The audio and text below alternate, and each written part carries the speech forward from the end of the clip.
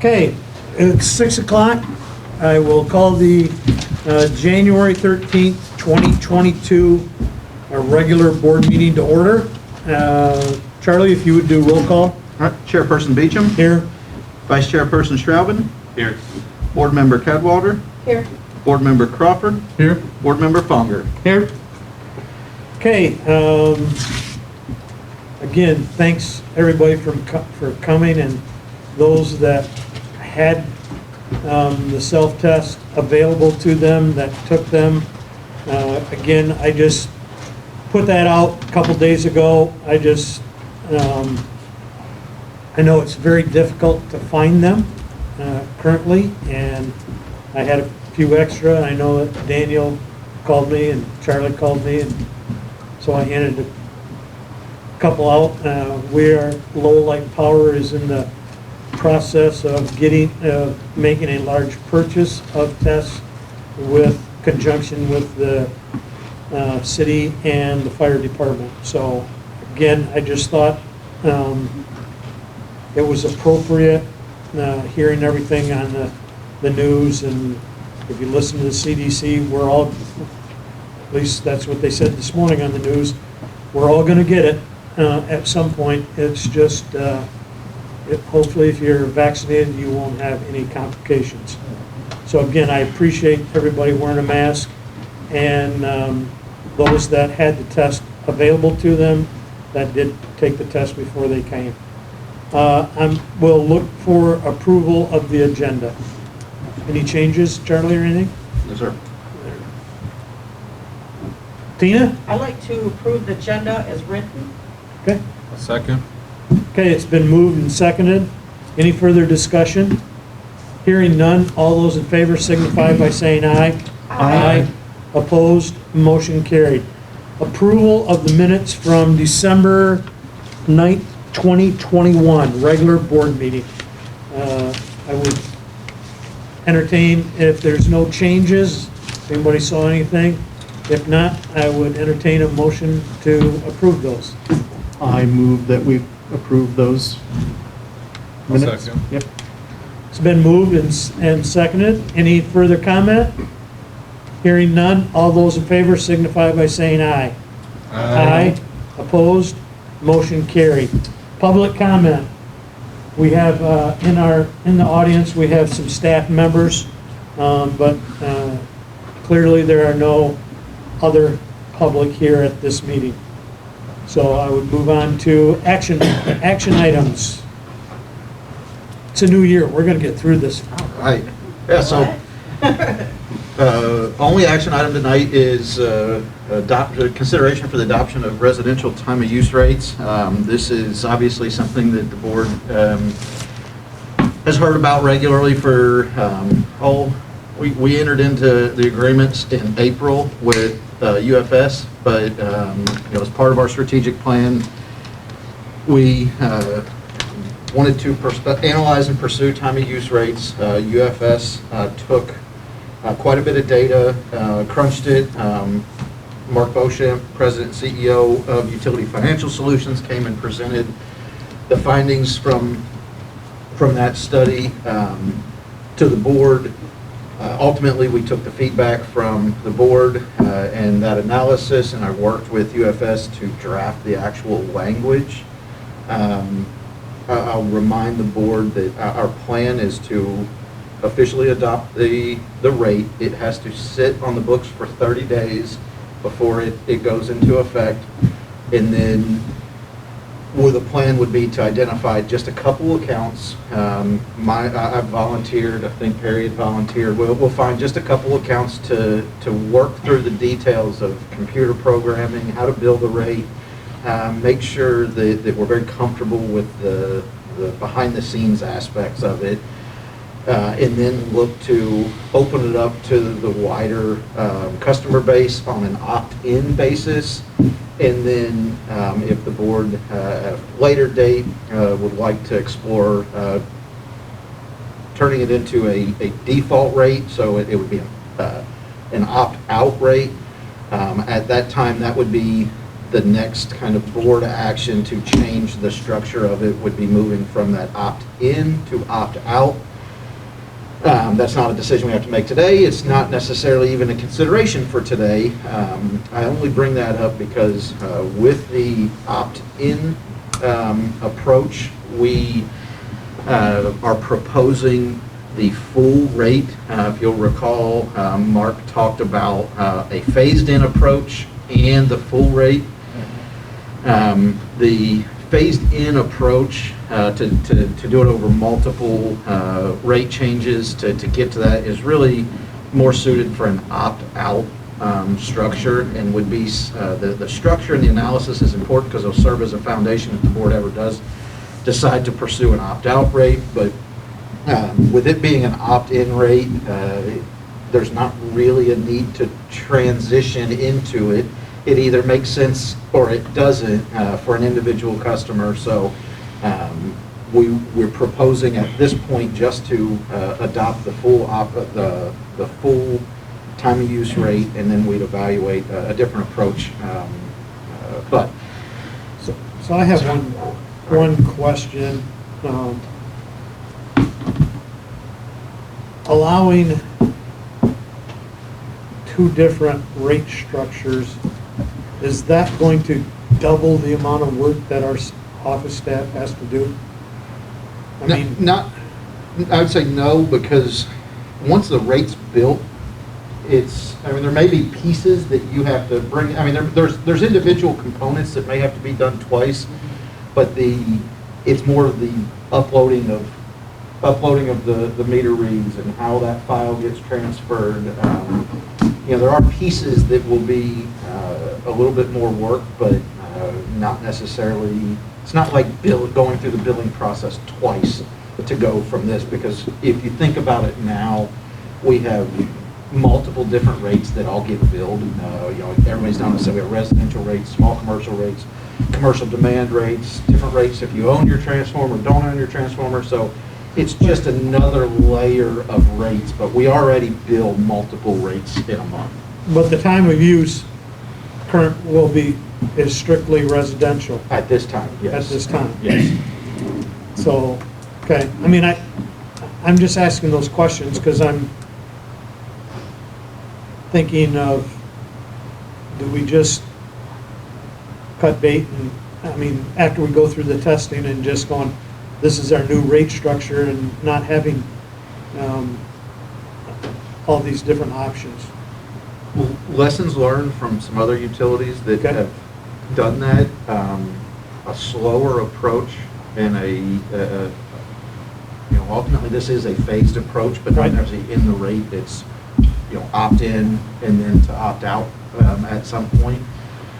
That phased approach is where helps to garner support from the public. Yep. It's a lot about public education, and if we do an opt-in and then go to an opt-out, for one, the staff learns the ins and outs of the rates a little bit more, because it's always easier to deal with a customer that wants to be on that rate. If we make it our default rate, now you're having to explain it to customers that may not. So from a staffing, public engagement, public support, I think a slower approach to making it a default rate is probably more, it's going to be more palatable over time. There is something to be said about, ripping the Band-Aid off, but there have been some utilities that have not done a great job transitioning to the opt-out, and it's created some public backlash. Not necessarily in the municipal world, but I probably said it wrong. I'm thinking of like the automated meters that we allow people to opt out of having that.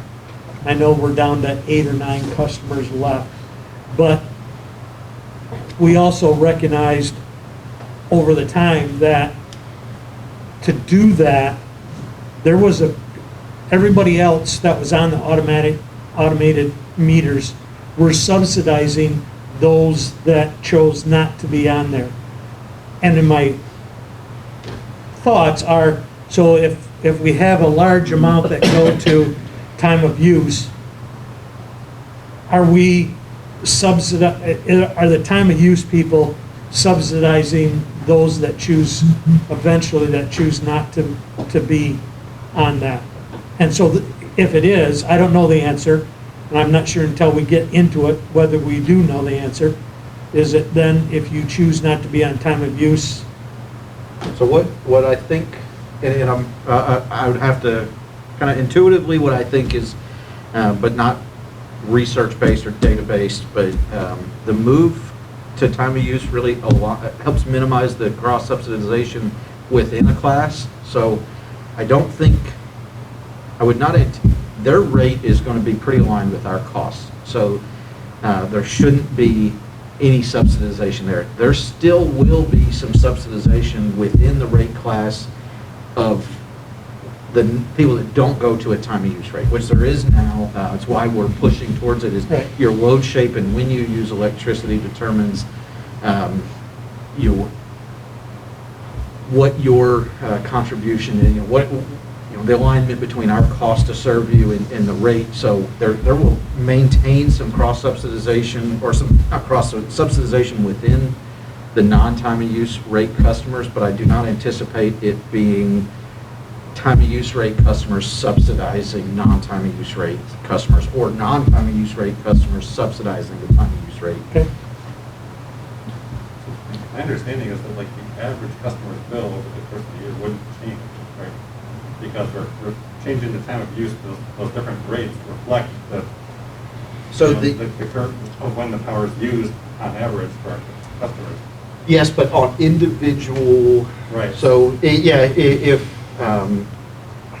individual customers will see individual bill Yeah. impacts, but yes, across the entire class, the goal was to collect the exact same amount of revenue, but to collect it more equitably within that. So yes, if your load shape follows our load shape, then yes, but there's probably not, in that sense of the word, an average customer out there. Right. You'll have some that are more aligned. Your standard, if you're at home, you're going to get some natural alignment because our overall usage goes up because the sum of our customers are going up. So theoretically, yes, if you are a truly average customer, you wouldn't see an impact. But almost every customer will see some sort of impact. But the way that we designed it was to minimize that ultimate bill impact on the individual basis. Now you did. Most likely it wouldn't be noticed because the variations in weather would be bigger than any variation, unless they start changing their behavior because of the rate. What To will save some money on their end. So Yes. I think the more to address Perry's question, I don't think there's any subsidization because the intent is to keep it the same across for the average. Yes. And so the only thing that would make things different is if people start changing their behavior. Now, what will be a result of the rate, and it was a question that you asked at the last board meeting or at the presentation, is, summertime, what's that impact?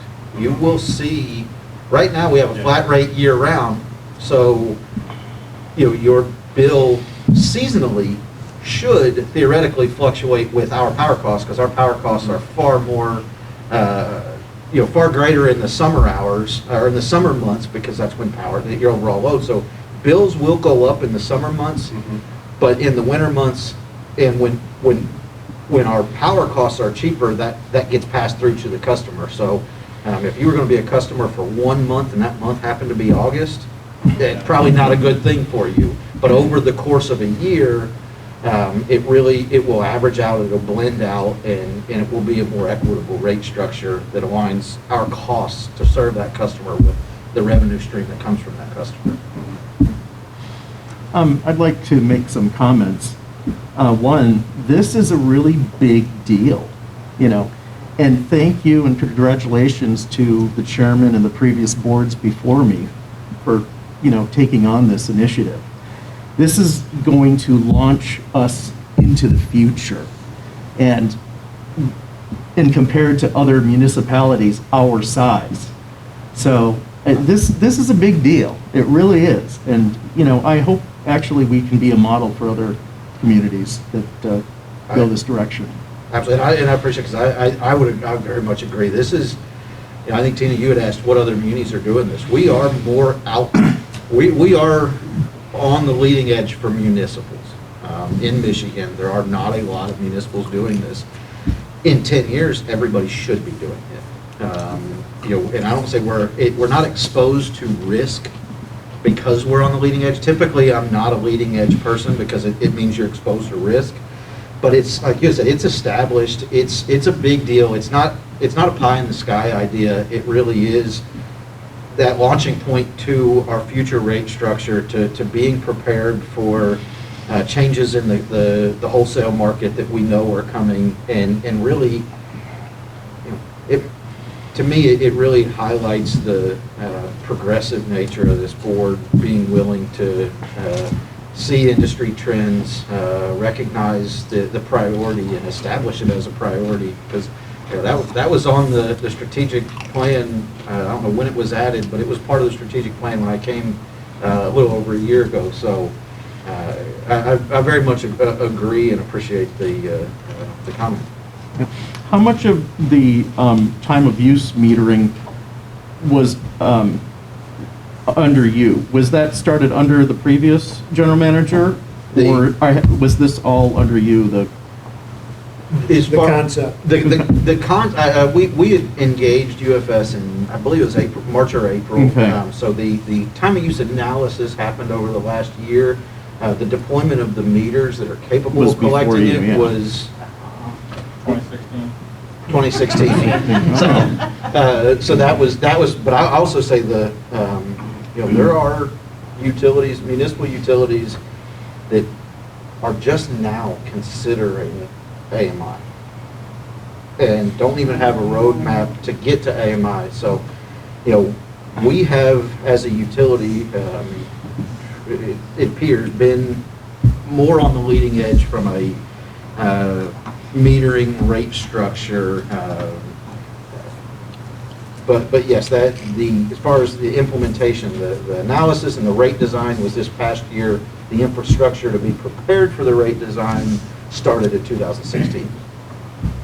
Question. Yes. So with the AMI that we have, is that, is the compatibility to move to what we want to do, is it there, or do we need to upgrade, change them out, what's going on? Our meters are fully capable. There may be some software side of things that have to be tweaked to get it where it needs to be, but yes, our meters are fully capable of collecting all the data that we need for this rate and potentially, any modifications that become necessary in the future, hopefully. Unless we got into, there's some rate structures that we may not be able to accommodate, but our meters are very adaptable to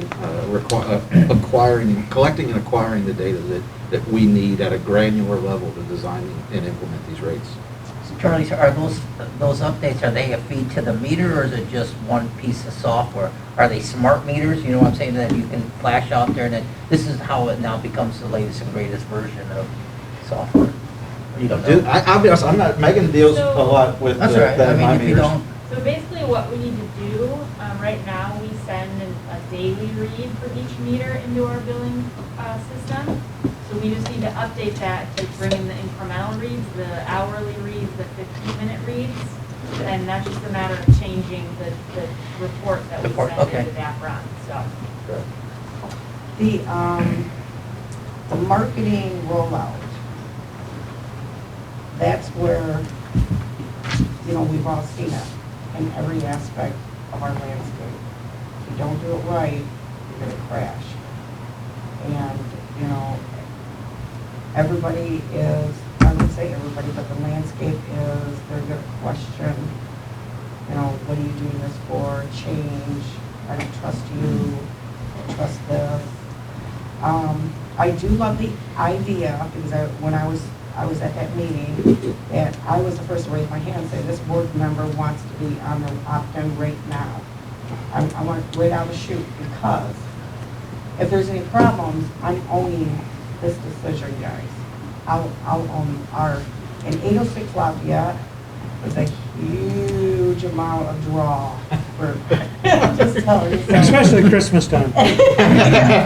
So, you know, of electricity, you know, and so that would be, like I said, that's a good marketing strategy, so that when people are saying, you know, I don't trust you, well, guess what? I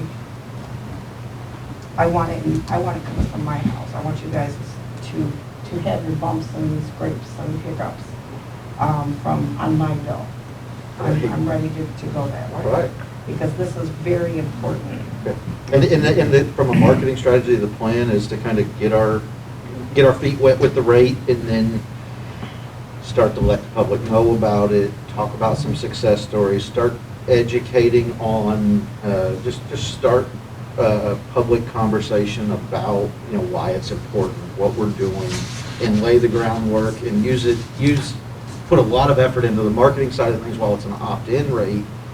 So people are used to hearing it. You know, when you go to an opt-out rate, if it appears to be new or it's not been tested or untried, it's going to get more questions probably, more scrutiny. So if we can use the customers that choose to go on it as kind of, I want to say,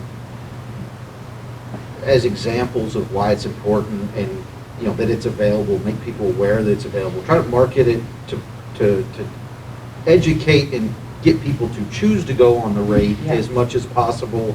And I think we can do, that will also be a testing ground for marketing efforts. What's the launch date? What would you be a launch date for me to say you guys pulled the trigger? I would 30 days? say, yeah, I mean, if you want to be part of the 2 to 3 accounts that we start with, we need to get the official rate approved so we can get that to our billings vendor to make sure they can build the rate behind it. We've had lots of conversations with them in terms of, but they've typically been conceptual conversations. Yes, we can do this, but the devil's in the details. We need to know what your hours are. We need to know what your rate is. What are the specifics of your design? Because we have some pieces, you know, our analysis found that we don't really have an on-peak period in winter. You know, if you look at the costs, there's not enough of a time-based differential in our power costs during the winter months to justify that on-peak. We can justify the super off-peak for, you know, from midnight to 5 in the morning or 11 to 5, I don't remember exactly. We went back and forth. But we can't, we didn't identify that period of elevated expenses. So that's a little, I don't say unique to us, it's unique to probably this region. You move further south, you get into more electric heat. You get heat pumps and you end up with a lot of electric systems that have a summer peak and a winter peak. Where we're far enough north that the vast majority of heating needs are met through natural gas. So we only really have that summer peak. And every utility's peak seasonality in peaks is a little unique to them. So that's what we needed to design the rate. So go back to when it's going to, the launch date is yet to be determined, but we will we're ongoing in our process to work with the billing vendor to get it capable of Because billing. I would suggest, and highly suggest, that if Lowell moves forward with their expo, that we better be at the table handing out goodies to the little kids and to the parents and talking to them thoroughly about, you know, this is the new landscape. This is what, you know, I would get a hold of a marketing firm, even though that I know that means money, guys, but I'm gonna tell you right now, I would talk to a marketing firm, or talk to the other facilities that have done this, ask them who they used, how it went, and talk to that firm to see what we should have at the table. And there's a marketing firm that's used by a lot of communities for just various projects that we have some contacts with. Yeah. Well, does MMEA or offer any of those kind of services, M&P? No, I wish no, they it's did. not That'd be a, fantastic if they did. Yeah. It's a great idea, but no, it is something that we're, you know, it You're is on the a. board now, on one of those. yeah, Charlie, crank it up for us. It's something that we've regularly talked about is how do we market ourselves? You know, it's something that your big investor owns. They have, you know, they're strategically, they're far more aggressive with their marketing. Right. I'll keep my mouth shut on why. It's not a part of the conversation. Yeah. But, you know, we have historically let our work and our quality of work, municipals in general, when I say we, municipals in general have let their work speak for itself. We do great work, people appreciate it. You know, we're getting into a need to, well, you heard it at the MMEA conference, that need to tell our story. So at the MMEA level, at the MPPA level, we are looking at how do we do that. So it may be that a service or something through them, or a joint service, a shared service, could be facilitated through one of those organizations. That's it, and that's something that was going through my mind. You know, any ideas for, you know, promotional items, maybe just like a pack of LED light bulbs, a 3-pack, or even one, I don't know, something to entice people, but that's neither here nor there right now. I shouldn't have even said anything. Well, because it's gonna be dealt with down the road. But you do hit on a point with one of the neatest things that Julie and I heard in a conference that we sat through was magnets. I think we brought up is magnets for your washing machine. Yes. Do not run me now, run me now. Yeah, type of I love things. that. You know, things, but yes, absolutely. And, you know, our focus hasn't been on the, we've had some talks, conceptual talks about the marketing, but we've not sat down and said, we're going to get some actionable items in place. I think we're still a little ways away from that, because I think we'd want to do a few 4 to 6 months of billing in the small group. So I would anticipate, you know, kind of the July timeframe, hopefully, of trying to more broadly market this and be more proactive Something with that's it. inexpensive but catchy. And mind you though too, I'm shooting from the hip. I've been marketing for Blue Cross Blue Shield. A real simple thing would be a outlet plug cover that you just put a sticker on it that says think twice and just stick it right into that outlet. Yeah, or on the switch. You know what I'm saying? Something, yeah. But, you know, just one of, those are super cheap. Oh, yeah. But I would talk to a marketing firm because they know what they're doing and they know what works. And it doesn't have to be an explosion launch, but the launch, we gotta make sure that we're not standing there shooting from the hip, Absolutely. so. So, sorry for my ignorance. This rate is subject to the power cost adjustment factor. The little circle with the 2 tails, what is that? What is that emblem? Before What, the I mean, what is four? it? A section, What? each section. It's a section 4. Okay. It's like 2 S's, I think, right? Yeah. But it's just the way they look like a circle. Maybe I'm wrong. I'm glad you asked. I've never paid I thought it attention to was a that, I'll be typo. honest. I mean, I know it's policy 4. So, yeah. Oh, Yeah. sure. Yeah, Okay. that is No? correct. No pun intended, it needs to be electrifying to the public. Yeah, there you go, Jim. Pun intended, let's not get ourselves, Jim, pun intended. I'm excited. Yeah, Yeah. I am too, as a rate. Is there any other questions? I have one question. Megan mentioned having to like bring over hourly billing data now instead of daily. Are there other, is that just in the billing, or are we gonna change, like, are Casey and Ryan gonna get more information from these types of contracts about the load profile in each circuit or each, whatever, subdivision, are we already collecting that, or is this gonna be more? We are already collecting and it runs, so all your pieces work together. You've got the AMI software, it's called Yukon, and in our billing software is Dafron. All the meter reads and all that granular information comes into Yukon. So we're already. Megan just chooses Yeah. to only send daily reads from Yukon over to Dafron, where now she'll have to choose to send hourly reads or more granular. So it's already there, being collected. We use it, we do use that information. I sent a bunch to Jim, and we got to get back together at some point over, about the Showboat, showboat. yeah, We, it's- we have some very It's a lot granular of- data. Lot of data, and it's definitely over my head. Gotcha, okay. Okay, I would entertain a motion to adopt the residential time of use rate. I move that we adopt the residential time of use rate. I'll support.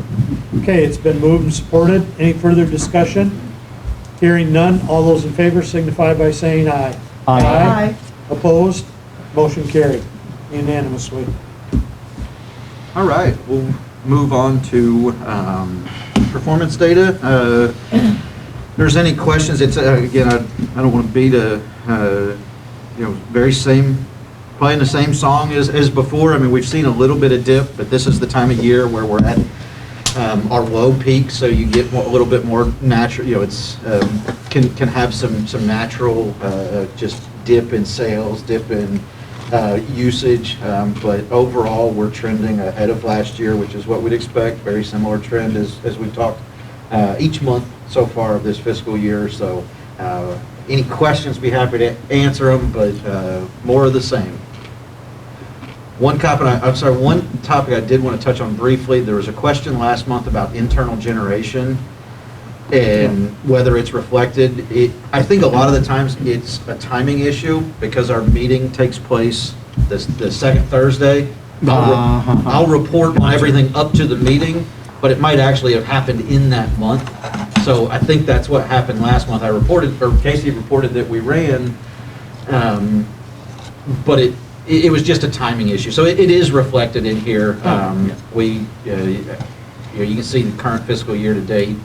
We've ran some right at 18,000 kilowatt hours, which was behind the previous year, but that is reflected in the performance data. Thank you. We'll move on. Again, there's the graphs are very much more the same. Cash is very stable. Been very stable for a few months now, so we like stable cash. Again, aging analysis is another. Again, we have talked on it. The two top bars haven't changed much. The bottom one, that 1 to 30, and that's not nearly as a number to be concerned about. The next graph, we still have this on the radar to clean. Oh, sorry. Go ahead, Andrew. So if you go back to the previous, sorry, so one quick comment. You kind of mentioned that you don't care so much about the 1 to 30, but the 61 and 90 would really care about. And I guess I'd recommend if you could switch the bars so that the green's on the bottom and the dark blue's on top. Right, so if you want to really see the stuff you care about in the trend, then I think it'd make more sense to kind of see the trends of the green stuff and not so much the trend of the blue. And this is something that we want to, Megan and I'd like to sit down and really evaluate what information, try and just, I don't say change this up and how it's presented a little bit. There are some, I don't want to say the 1 to 30 is not significant, but a lot of that's timing. So, I think the last time it blew up, I looked right before the board meeting and that balance wasn't even there anymore. It had been paid off, and it's just a timing thing.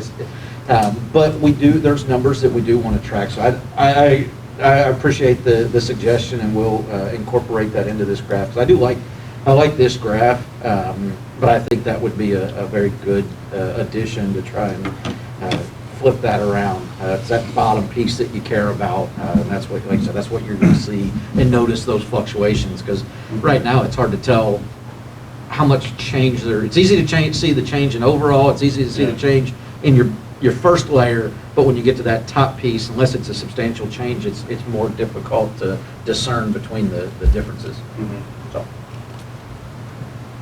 Cool, thank you. Sorry, I'm making a note. You have a note too, Megan? Thank you. Yeah, this is the graph that we'd like to really look at, but that balance of inactive accounts is really the number that I like to focus on. But other than that, any other questions on performance data? This graph's all over the place. I like it. All right. If there are no other performance data questions, I will hand it over to Ryan to discuss our one outage. Sorry, Steve. Yeah, one outage this last month, just another tree issue. The tree was on the opposite side of the road from where the lines were, so really nothing we could do about it other than just go take care of the problem when it happened. We would have never cut this tree down, kind of a bummer. This happens, but pretty minor. On-call guy responded quite fast. I was fairly impressed at the response time. Took care of it very quickly, so probably could have. Where's all the squirrel deaths? What's going on? Well, I think that's we've done a lot of animal mitigation type things to a lot of different poles, and not all of them are done yet, but I think that has a lot to do with it. And wind blew pretty hard a couple of times this It past did. month too. I mean, It really 60 mile did. an hour and better, and we did pretty darn good, given that it blew that hard, so says a lot, I think. Absolutely, I would say, I think that was one point I was gonna make is what's not in this outage report says a lot. Because we had some very strong winds. We had some storms that I sat there looking at my phone, waiting for outages to come in. Yeah. Because I knew there was no way we couldn't find that one, I mean, granted, the one outage we had was a tree we'd never cut. I assumed that we'd at least have one of those. A tree somewhere that we didn't, but we rode through awesome. And I'd like to highlight that the duration is very important on this one. What separates us from some of your investor homes is our response time. Our guys are here, they're local, they're committed to, we have a relatively small service territory, but to be able to take a tree outage and cut it down to an hour when we're not in during normal business hours is something to commend the guys for. So thank you, Ryan, and thank the guys for doing that. Ryan, speaking of trimming trees, I was getting my car washed this week and I was in line for quite some time. And I know there's a power line that runs behind the car wash for some length, it's all overhead. And there's these trees and they just look hideous. Is there a reason why we don't take the trees all the way down? That we got to get permission from the property owners versus just topping them? Because they just look like twig sticks now with 4 or 5 branches, and you can see they grew 4 or 5 feet over the summer, but they're just an extension of a trunk. So I was just kind of curious when you can and can't cut them from a Sometimes people push back and they don't really want the trees completely removed because it's their privacy fence and it's been there and they like it there, and you really have to take it all the way out, and just depending on the feel of the customer when you're talking to them is kind of what happens, I guess. Okay. I mean, typically we try to word it as such to where we cannot keep coming back here to trim these every 2 or 3 years, and it just depends on the conversation and how it goes with that particular property owner on how things happen. Yeah, because there's like 6, 7, 8 trees right there in the road. I just brought it up. I didn't know what the answer was. We try to, the power of persuasion works well, we just have to say it right. Okay. All right, we'll move on then to the income statement. Again, this is very similar. Some things that we are watching though, we're expecting sales to pick up, especially at that commercial level that we're behind budget. The large grow operation that's come into town when we built the budget, they were saying that they'd be up and running first quarter of 2021, some delays, so we're very conservative in what we've built into the budget for them. They are, hopefully we didn't overshoot the mark too much, but they are, I think we're anticipating in the next couple months having them up and running and a little bit of load coming from that, but everything's very much in line from a revenue standpoint. Power costs are starting to come back down or get more in line with the budget, but we are, some of our generation projects are running over budget. Campbell is just running over budget from a fuel standpoint, from an O&M standpoint. Bell River, while it shows under budget on here, has had some some challenges this year in terms of output and some necessary repairs, but and then our market balancing is getting a little more. We've had, with the increase in natural gas prices, we saw a significant increase in our market balancing expense, but that's all coming in line, and I would anticipate with our debt falling off for Campbell this month, which is something to celebrate as well, but we would anticipate seeing that number bring more in down. Part of that's just the budgeting process and the uniqueness of paying off the debt mid-budget year this year, so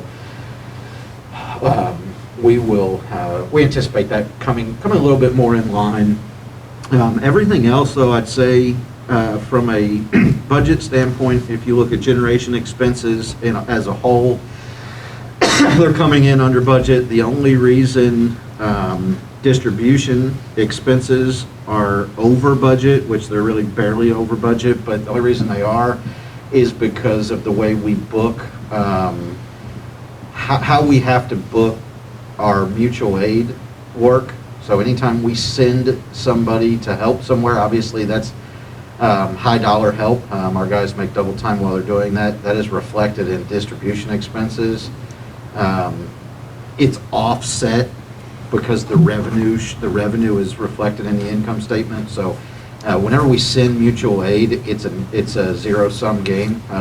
We are anytime somebody comes here, we fully compensate the utility for their time, material, overhead, or time, trucks, transportation, overhead. Same with us. In this month, actually, there's a slight timing issue. We sent a group to Lansing to assist after one of the big storms. Those expenses are reflected here, but we haven't billed that out, so the revenue's not. But so that's the only thing that shows over budget on from an expense standpoint here locally. That's not power cost related as a whole, and that's really indicative of our willingness to help other utilities. So 100% of that, what is taken in, is paid out in employee and equipment? Yes, yeah, we like Megan's just billed Lansing, and she takes the guys that go help their actual hours, our actual overhead, and then from a transportation standpoint, we use it's an index number, isn't it? The federal government provides us with an hourly rate for our equipment. Still sounds like in that kind of a case, we've got to be coming out a little bit ahead or something. So, I mean, and since we have such a good system, we're not having people here. So from a cash standpoint, and the income statement, not really the income statement, from a cash standpoint, you're absolutely correct. We're committed to paying all of our employees 2,080 hours a year.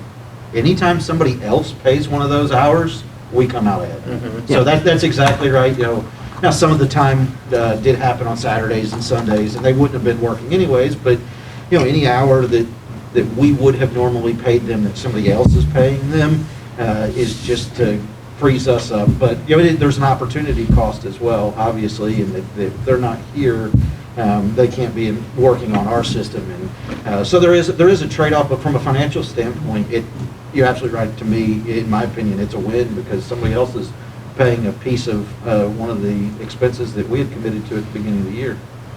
Win sounds like a win to me. And I don't know if it's changed, but I think it also depends on who is paying it. So like when we went to Sandy, Mark, there's a group of guys, Tom Russo, Mark and Barney, I went there, and they had a higher rate than what we were normally paying, and so we actually took in more money in that situation. This locally with the MPPA that are calling up is more of, Just we don't try to gouge somebody, and we didn't try to gouge Of course not. Sandy or anything else. It was just their rates, what they were paying were higher than what, and so we did. And actually, back then, we actually gave a bonus to those guys that won. A lot of that was because we were partnered up with a storm chasing contractor based out of Michigan, to provide our guys as an extra crew to go along with them.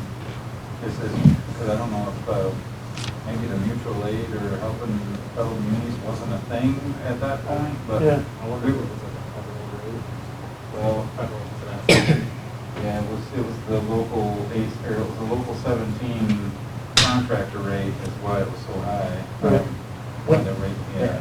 When we get paid from Lansing, does it go back into this line column then, or does it get put into a different entity and we always show this as? It always shows, and Megan's nervous, and I'm gonna go on my rant, because I don't personally, she knows it well. I don't like booking it this way. It's the way that we're required to. Okay, But that's so fine. if you go to your revenue section, it falls on, there's one line item that is massively out of line.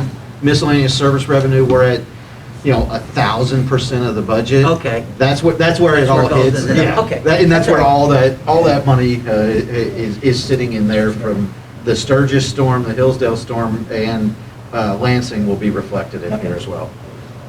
Question. Go ahead. When they're helping out other people, they go on to Lansing or what have you, do we give them money to get lunch or dinner and stuff like that too? They're taken care of. I don't have to. Lunches are just taken care of by the company that Yeah. they work for. Typically, they either have a Food truck. food truck or a walk-through lunch type setup. They actually have you stop work and go back to their warehouse or wherever, and then things are kind of set up, or you take a brown bag lunch with you from there in the morning that you can have for lunch, and then later in the evening, a dinner's provided. Typically it's that way. That always happens? Yeah. Because I want to make sure that Our- their lunches are provided. Our guys are Whether we're always, paid for it or somebody yes, else. our guys have zero expectation to spend any of their money on necessities while they're traveling. So meals are paid for, fuel's paid for, water, Gatorade, anything like that in the summer if it's hot. They're not expecting, if something does come out of their pocket, when they come back, they can fill out an They can expense get report. reimbursed. And There was absolutely. some Gatorade at a cooler. I was just concerned with that, because there was no mention of that. I want to Yeah, make no, sure. they are kept whole through the whole thing. We've talked, and in upcoming meetings, we're gonna talk about some things, whether stay with exact expenses or per diems, or looking at different options with that. But no, our guys are covered. I have one question, Yes. not so much about, maybe you would touch on it. So when are you starting to work on next year's budget? Because I just want to make sure we're all on board, that whether you're presenting something to us, a rough draft next month, because I believe it's March that we have to send a rough draft to city council. Yes, So, I just, the roadmap will be next month. We'll do a strategic plan update, talk about, really add new items, remove them. Should be an abbreviated one compared to last year, because we did the update in November. So that will kind of start to set the stage for what do we want to tackle next year. And then, yes, in March, we'll present a draft budget for consideration. That will be sent to the city in March. And then May, we will come back and approve a final budget. But Megan and I have a meeting next week to start talking about budget. So we're always thinking about next year's budget. I just always want to make sure we're in compliant Yes. with the charter and. Yes. Because in the past, we've had one year where, we made a mistake and didn't send over the capital improvements in the budget, yeah, and that was, I just want to make sure we're always following the charter. Yes, we will be in compliance. I will say that I'll give the board a heads up, 2 months out, remind next month. The March board packet, which will contain the draft budget, will probably, I'll say we won't be able to get it out on that Friday like we normally do.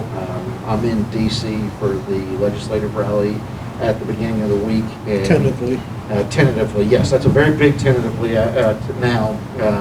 And then with the State of the Union address while I'm supposed to be there, that ought to be a zoo. But that's a different topic. But we also have some staff that's going to be out that week, had needed to be out and didn't want to try and cram something in or ask too much of some staff that really has a good reason to be off that week. So we will plan on getting together that month. We'll do as much prep work as we can, and in that Monday we will get together and hopefully finalize the draft budgets, and Monday or Tuesday of the board week we'll make sure we get everything out. Try to give you guys as much time as possible to review everything. Yes. Sorry. No. Under purchase power, there's deficiency capacity charge, deficiency energy charge, and then there's transmission charge and surplus energy credit. Can you touch on why those are so different than the previous year? And what's Let me start. Let's start one by one. What was the first one? Deficiency capacity and deficiency energy are the first two right there. And I may have to Under the purchase power. Yeah. So deficiency capacity charge. Let me look real quick year to date. Prior year to. So one of the big things that changed from, and our capacity credits hit here too, correct? So if you'll recall last fiscal year, the reserve capacity auction, the base residual auction for capacity, capacity cleared at the cost of new entry, which is like $257 a megawatt day or something. And we had a substantial credit to the tune of like $160,000 last year is what we ended up in. We were able to offer our excess capacity, our long capacity position into the open market. Other utilities that were short on capacity from a MISO requirement standpoint had to purchase that, and it's an auction and it's based on supply and demand. This year it went from $200 plus a megawatt day to $4 or something, I think, a megawatt day with the base residual auction this fiscal year. So there's your discrepancy. There's the value of our excess capacity diminished significantly based on that base residual auction. Deficiency energy charge is our market balancing. Sorry, I keep looking at make sure I know exactly which charges go where. Our invoices are very complicated, and Megan knows where pieces hit better than anybody in the company. But our deficiency energy charge is really market-driven, load-driven, timing-driven. There's a lot of components that go into that. That's going to be up this year because our market balancing price and the price of natural gas has been through the roof. Right. So that's that one. Surplus energy credit, was that one? Yeah, about six. Yeah. Megan, can you speak on that one? I do not necessarily have an answer off the top of my head on that one. Those are the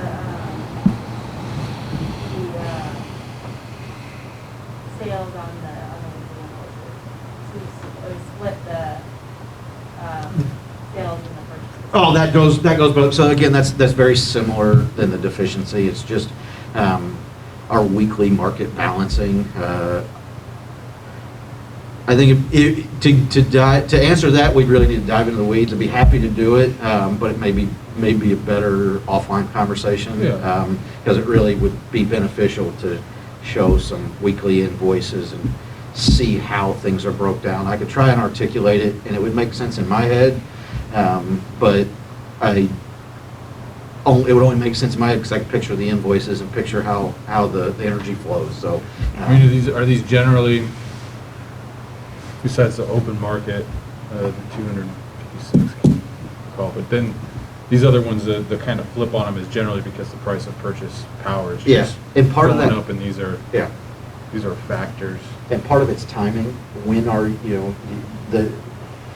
a lot of, some of the utilities that have made poor decisions, or have made less stable, I won't say poor, I won't judge them, made what I would view as less stable decisions. Look at what's your energy need over a year. Oh, we need 1 billion kilowatt hours this year. Go find me resources that produce 1 billion kilowatt hours a year. When really it's a matter of when, within 5-minute intervals, what is producing and what's not producing. So if we had some forced outages on Bell River, that's bad. If the timing's bad and our load is high, we're not getting the credit from the sales there. And there's a lot of timing factors. And then before I dive off into a tangent, there's a lot of factors, I guess.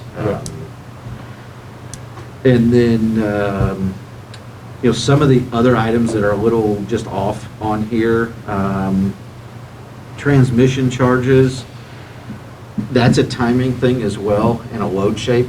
So transmission's settled on a monthly basis, and it's based on your allocation, or what our allocation is in terms, or what our entitlements are. Just like Bell River, we're entitled to so many megawatts of their output. We're also entitled to certain transmission rights with that. So each month they look at MISO. There's a MISO schedule that looks at what our peak demand is. Say we peaked at 10 megawatts this month. If we have transmission rights that provide us with 12 megawatts of capacity, we're able to turn those extra 2 into credits. But if we're short, we have to, we're charged a fee on that. So depending on how coincidental we are, what our monthly peak is, you can get ebbs and flows monthly. The other thing with transmission rates is they are going up and up and up and up, and we're anticipating almost 10% increases year over year for the foreseeable future in transmission rates. It's something that is less known about at the MPPA level, and one of the things that Steve Dunkersloot is taking the charge on is gaining a better understanding of all things transmission rights, because we have a lot of rights tied up in our Campbell project and our Bell River project. Obviously, with the announcements regarding those, there becomes an increased urgency to dive in at the MPPA level. So it is less known about, but MPPA is gaining knowledge daily on transmission rights. Any other questions? I will say that from an operating income and net income, those negative 20% behind budget, negative 35 don't look great, obviously, but part of, from a net income standpoint, the line shack has essentially been sold. If you threw $100,000 in that line item, we immediately go ahead of our current year-to-date budget. So now from an operating income standpoint, a lot of that's tied to purchase power expenses being higher than anticipated. And part of it's also a little bit of the uniqueness of this year. And we talked about it a little bit, Daniel, about the debt. Typically, we divide up from a monthly basis based on historic trends. Well, the historic trend for Campbell isn't as useful this year because we're paying off the debt.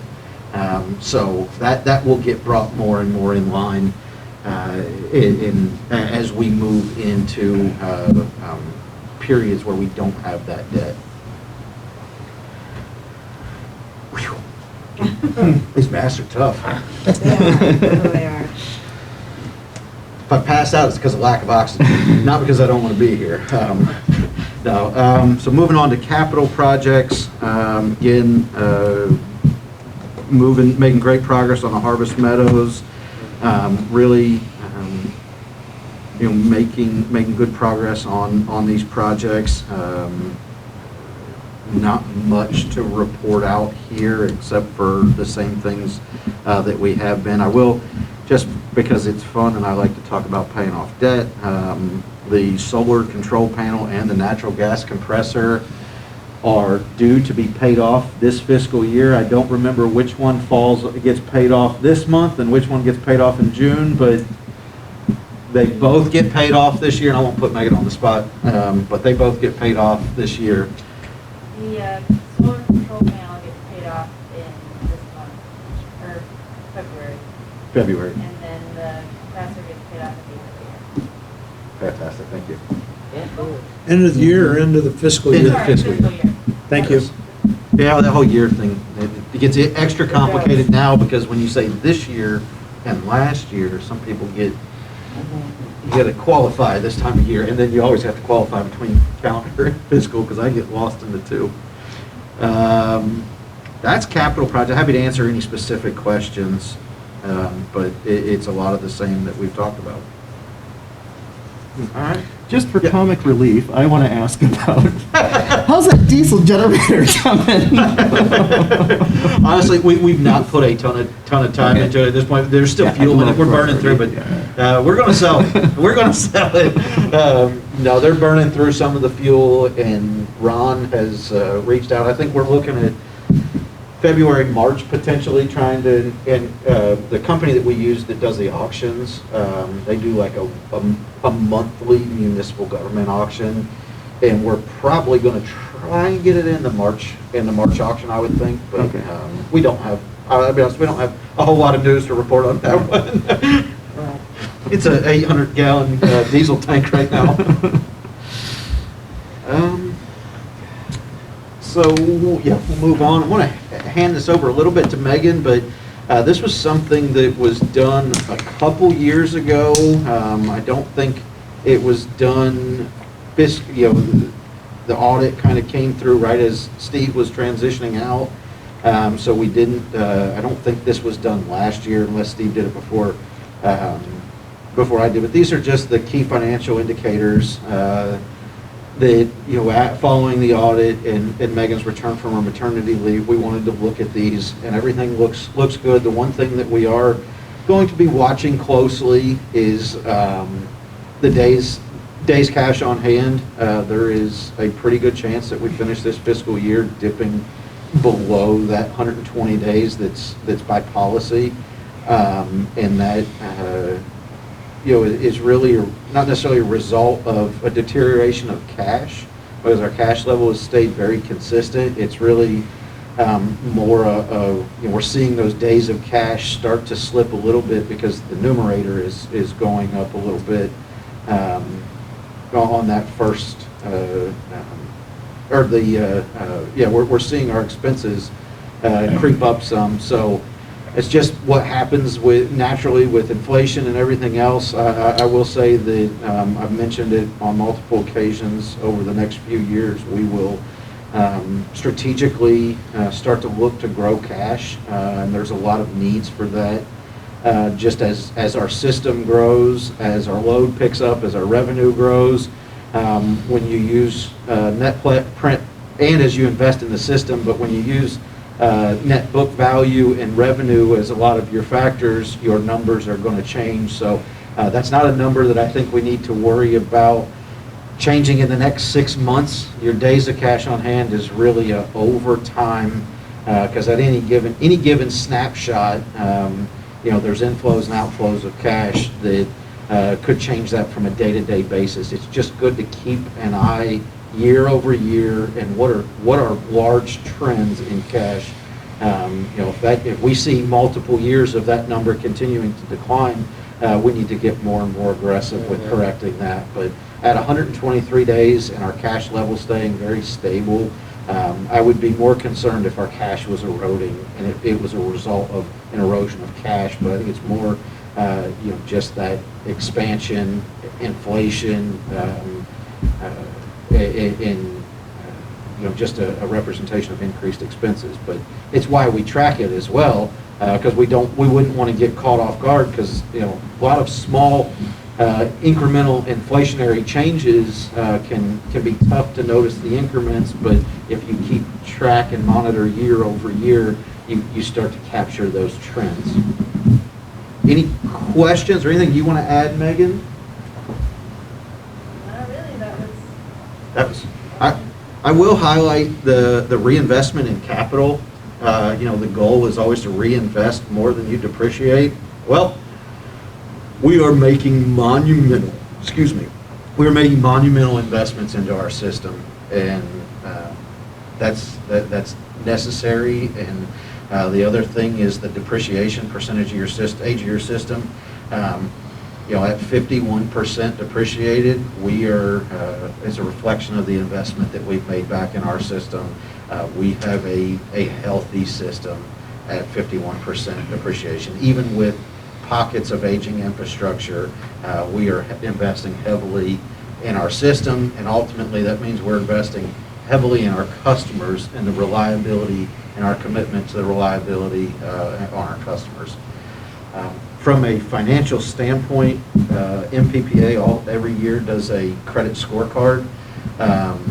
We received our credit scorecard. They do a similar thing like this to evaluate kind of our credit rate, MPPA credit score.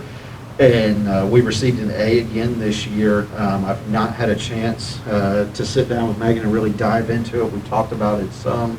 We want to gain a better understanding of where we didn't get points and where we did get points and what's changing year over year. But ultimately, we received an A, and that's important. Our credit and each individual utility's credit is what stands up these projects that we invest in. So having collectively healthy MPPA group investing in projects is important for our success. So our financial health is important to other utilities. So that's why we do it at the MPPA level. Do we have historical data for these? Not that I've found. We may be able to track some down. I would love to see these all in about a 15-year trend, but for one, I don't know how labor intensive that would be. Steve just started doing this within the last couple of years. That's what I thought. I mean, it's good. It's something that we will start once we have 4 or 5 years worth of history. We'll start tracking it on a graph. But I think it's very important to do this year over year to start gaining that long-term financial health insight. Is any of this easy to kind of figure out retroactively, based on it would be pretty and things like that, or is some of that just really tough to? It would be pretty labor intensive, I think. I think it would probably involve quite a bit of going through each year's audit and identifying these numbers. I mean, the numbers are all obtainable, but not necessarily feasible to obtain with the current workload that we have. Yeah, I was kind of curious, when I noticed that the debt to equity ratio is low, and the rate of return was also low, but both of them are divided by the net book value. So if that had changed because we're doing capital investments or something, that seems like we expect them to be that way. Yeah, and I think we could probably, it's things like net book value, and it may be easier to graph some of the determinants so that you can see how the determinants have changed over time, but to get to the end product of the calculations, I think we could probably track net book value fairly easily year over year. We could probably that's the one I think is probably the easiest to try and track down. But For the operating would be kind of easy, right? Operating income would be fairly easy. That rate of return we could probably pull together relatively easily. Some of the other ones would be a little more challenging, and some of them are less meaningful year over year. reinvestment in capital versus depreciation, that's almost on a yearly basis, you want to be doing that. And if you do it on a yearly basis, over time, it's going to continue to show that same trend. Well, I thought the idea was that you want to reinvest equal to the depreciation, and that's to maintain your system age, like, right, overall.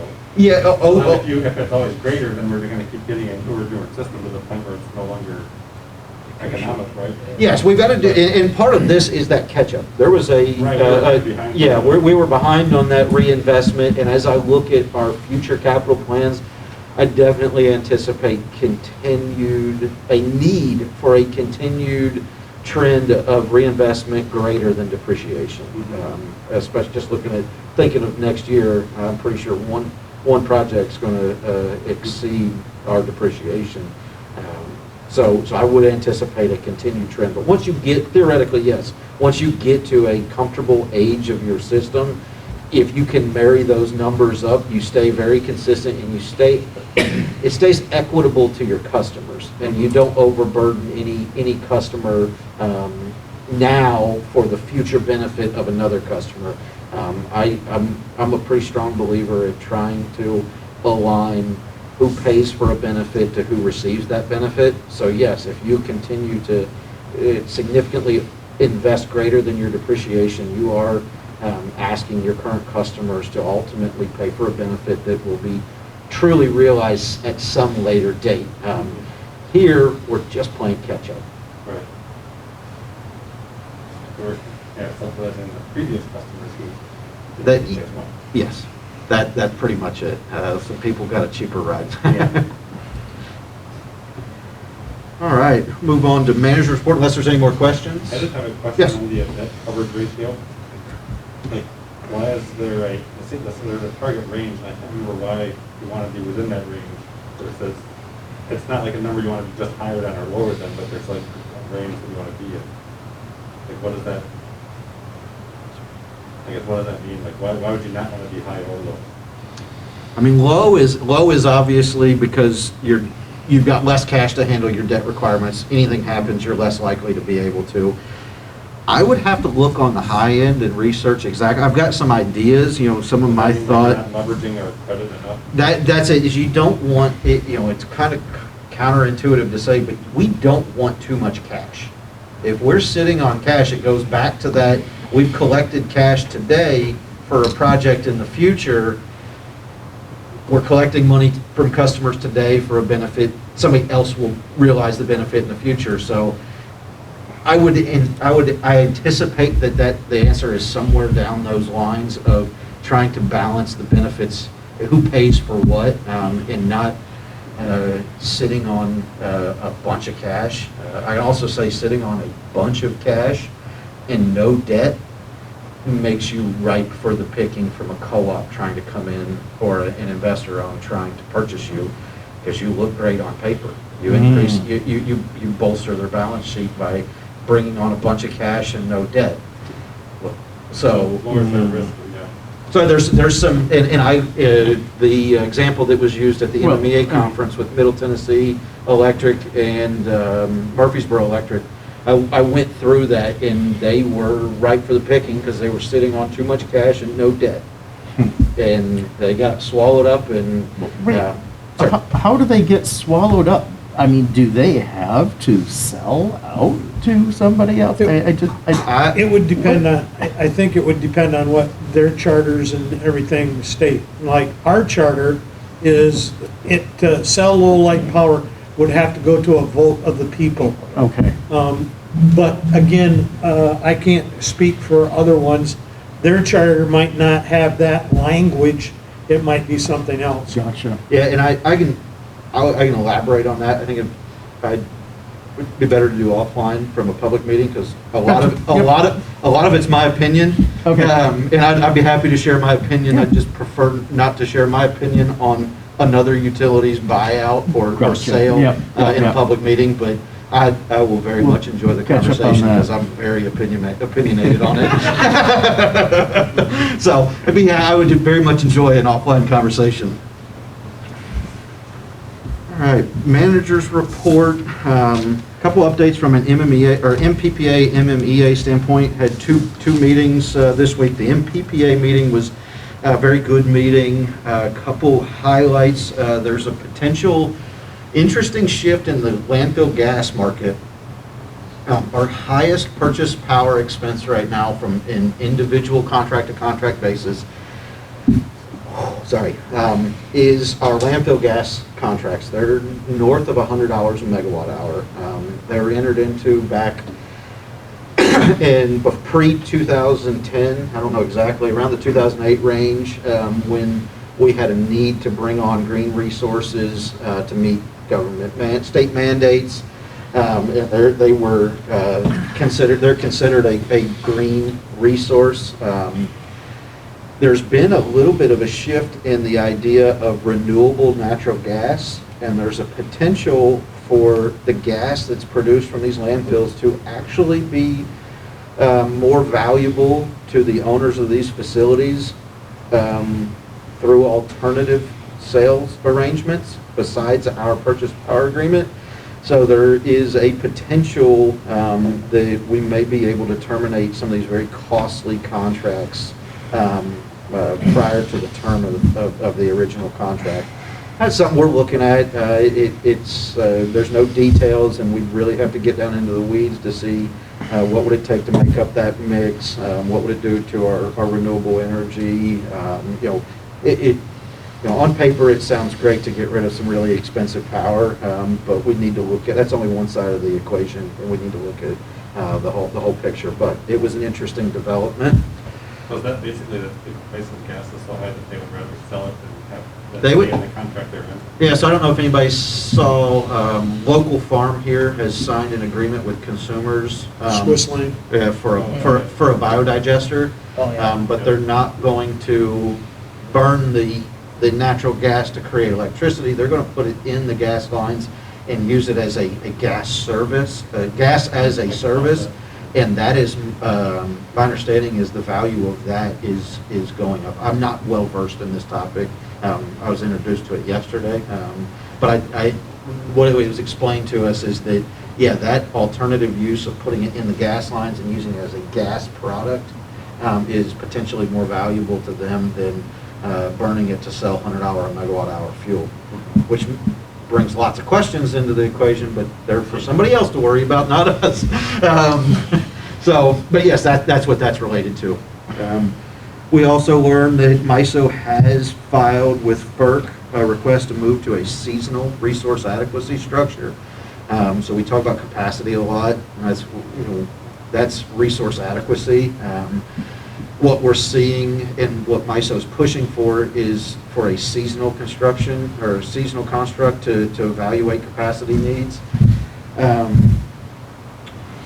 Don't know what will happen. We're watching it very closely, obviously. MPPA is monitoring it very close and staying on top of it, and we'll be prepared to act. And I would not anticipate any major exposures to risk or liability by moving to it, but it will be a different structure. It'll be something different to get used to, and will have some financial implications.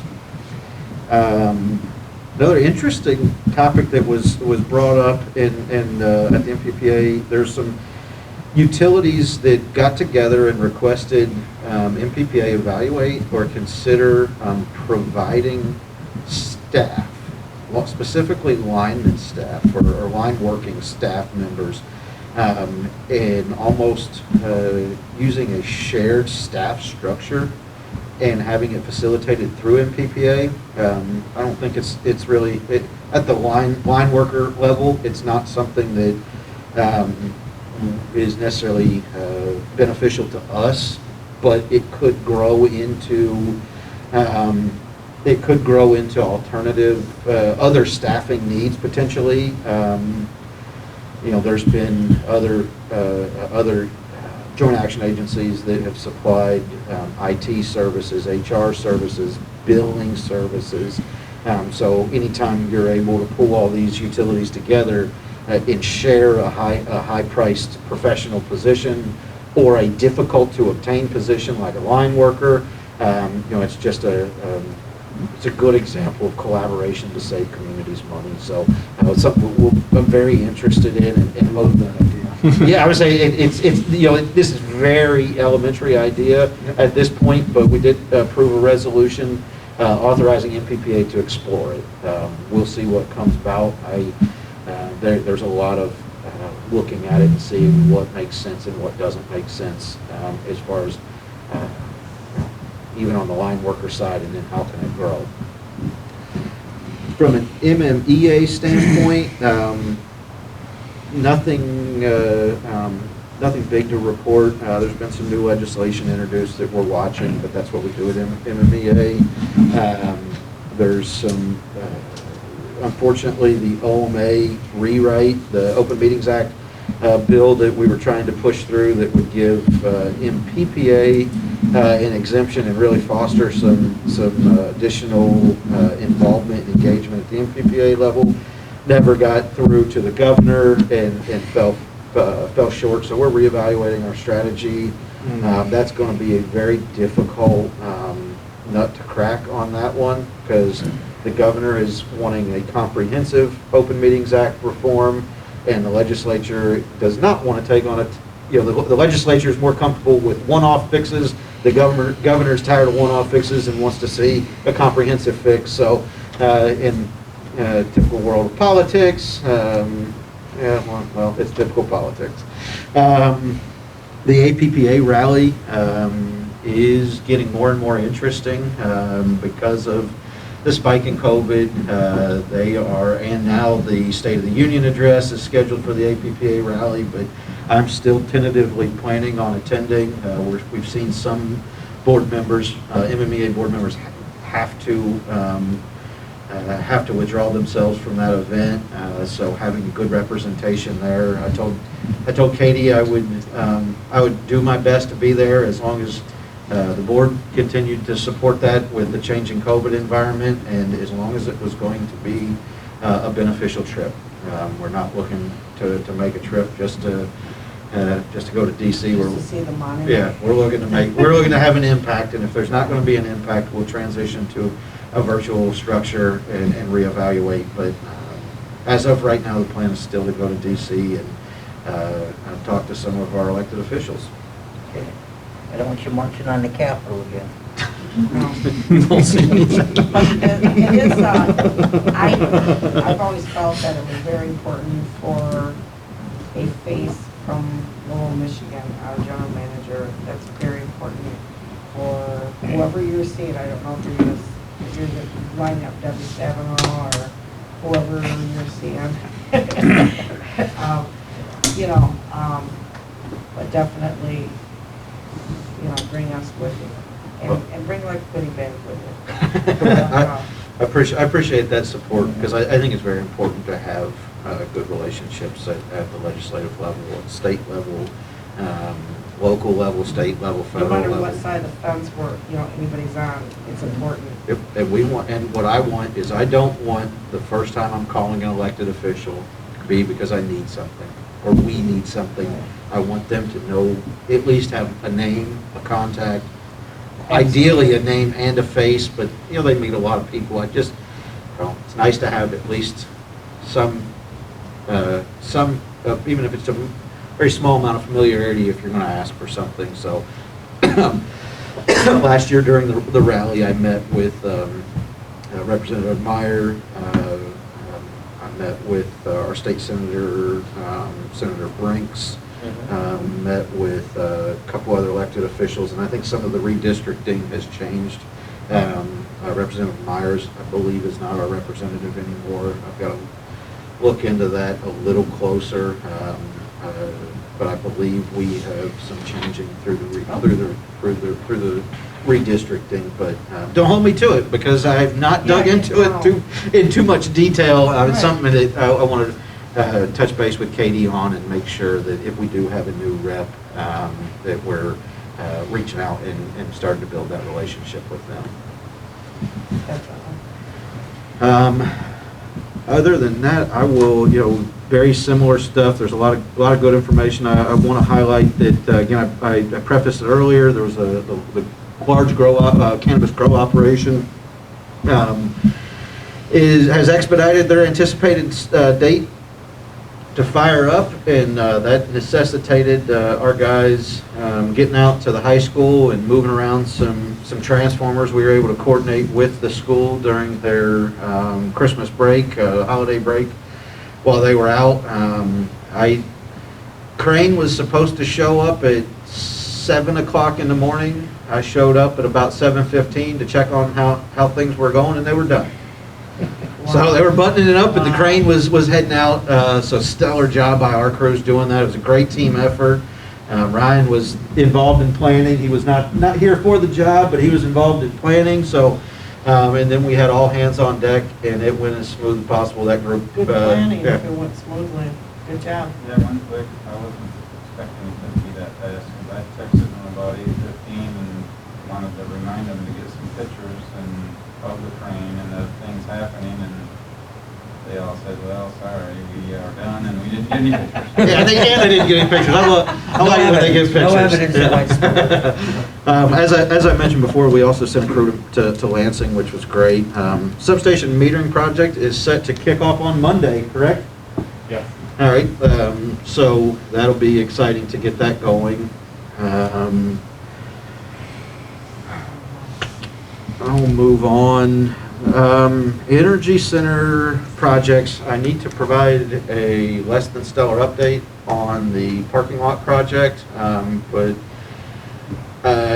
we can't really have too much of a discussion on it at the board table, but I did want to make the board aware that one of the drainage basins that was installed, a smaller one, the soil quality beneath the basin is not it's not able to dissipate as much water as originally planned, so we're having some issues. We're working with the engineer on a remedy. We are also we're evaluating all of our options, and I spoke with chairperson here and kind of giving him an off the record, out of public comment or out of public meeting update on the situation, and we're working through it. I'd be happy to share the details, but or share a little bit more information on a one-on-one conversation. But at this point, there's not really a need for any deliberation, or there's no considerations. It's really just an informational item at this point, but it is something we're less than thrilled about, and we'll be exploring all remedies that protect the utility here. Line shack update. Brent Schlegel has a copy of the development agreement, and hopefully that's moving along nicely. I've not heard of any. I've been kept in the loop by the city manager and city attorney, and no major concerns, no major hiccups. It's just a slow process to move through all the formalities. It's about you may know better than me, Jim, about a 35-40 page development agreement that needs to just be reviewed and finalized before that sale is Yeah, and I'm not sure pushed they're through. going to bring it to our attention this Tuesday or the next meeting. All right. I'm just not sure. All right, But the process needs to speed up as far as I'm concerned. Yeah, thank you. Let's see, what else? Substation. So, other than that, I do want to highlight that the new portal is up and running, and we have had some pretty great response from our customers, and I'm going to turn it over to Megan to give a little bit of a report out on the new portal. Yeah, so it's been up and running a month now, and we haven't really done a whole lot of marketing or anything yet, other than sending a letter to all our customers, just kind of letting them know that we were doing it. And so far we've had 285 customers sign up for paperless, and remember, this is without doing anything, which is about 9% of our customers, and then we have about 600 who are signed up, who are registered for an account. So that's pretty good. We're pretty happy with those numbers. So we've had about 185 new auto pay signups, So obviously, if you had a recurring payment on the old portal system, it transferred over. But yeah, we've had 185 new ones signed up, and so we're really happy with those numbers. And as we start to do a little more marketing and advertising, we obviously expect them to jump up. But yeah, it hasn't been, there's been a couple of road bumps and things here and there, but like it says here, you have to expect those. But our customer service staff has been really great with just handling customers that call in and email. So, but yeah, we're very happy with where we're at. So. I think one of the important thing to note is that organic adoption is something that was a sales pitch from this vendor, and a sales pitch is always a sales pitch. It's nice to see action on the sales pitch, and they said that the way that they organically bake into the process multiple opportunities, user-friendly opportunities to sign up for paperless billing, sign up for pay by text, to use these features drives organic adoption, and that's before you really market it. I can tell you, as a customer, I've been excited. There's a lot of really great features. I've asked Julie to join us next month to provide a little bit of an overview and do a little just kind of a board training session on the new portal. I think anybody I would love that. Yes, and it really is great. I got my email that because I have a stored payment, I got an email that said, "Hey, your bill's ready." I went, "Great," and I noticed in the corner it said one-click payment, and I'm set up for auto draft. But I thought I want to use it as a customer. It's not quite one click because nothing's one click, but it's pretty dang close. I think in total it was about 3. You click the button, you agree to terms, and you confirm your payment. I mean, just ease of use. And at the time, they asked me, did I want to sign up for pay by text? Yeah, heck yeah. You got my phone number. I signed up for pay by text and plan on paying my bill with pay by text next month just to familiarize. It's the offering of, it's kind of a shotgun approach to our customers, and I think that's how you meet them. That's how you provide as many user-friendly methods as possible to pay your bill, because you may like pay by text and I might hate it. Right. You might like paying with Venmo. I'm not. I may want to write a check. Everybody's got a different, what works best for them. So to have all these options and to see people use the options really is showing that the reality has matched the sales pitch quite a bit in the first month. You have granular data on how many customers are using each of the options, and yes, and I've asked them to. It's funny because I'd asked them from the get-go, is this something we can track? And oh yeah, we'll do it. And a day later, it already does it for us. So it's built into the software that they send reports and they break it out of the different payment channels, and that's something we'll be watching over time, because obviously the less hands-on involvement there is in making a payment, the more our staff can focus on servicing customers elsewhere, because there's always going to be customers that need help. But if the customers that just need to pay their bill come in and pay the bill however they want to do, even if they write a check, if that goes to a digital payment method, it takes a lot of the steps out of the process, makes us more efficient. Obviously, paperless billing is a cost savings, but each piece of this is a cost savings. So we're going to really start strategizing on how to promote it and see what we can do with the numbers moving forward. So I have a question about that. Yes. Haven't used it. I know, I get your emails actually. Electronically challenged. So my wife comes in, writes a check or whatever, and we donate to the A+ program each time. Does the online portal, I mean, you're talking about how easy it's to click, does it have questions, or can you put in questions? Would you like to contribute to the A+ program? And then can you click $5, $10, whatever the case may be? It's a feature we did not implement initially, but all we got to do is flip a switch. Once we're comfortable with it, we can flip a switch and learn more about it. But yes, it's called an inline payment, I believe. They build it into the payment processing step to say, oh, and it doesn't just have to be, it's designed for all kinds of different, kind of like you go to Meijer, you go to the checkout line, would you like to donate $1 for this cause or that? So it is designed to accommodate that sort of program. Okay. So absolutely, we have the ability to say, we want to put an A+ donation step in the payment process. So here's my question. So if a customer, say Teresa Beecham, currently does not do comes in and writes a check, but decides to go to the online portal and do that,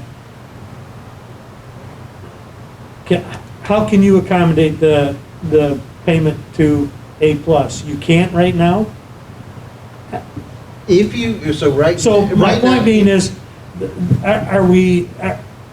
is the possibility of losing funds that typically go to the A+ because we're going to online?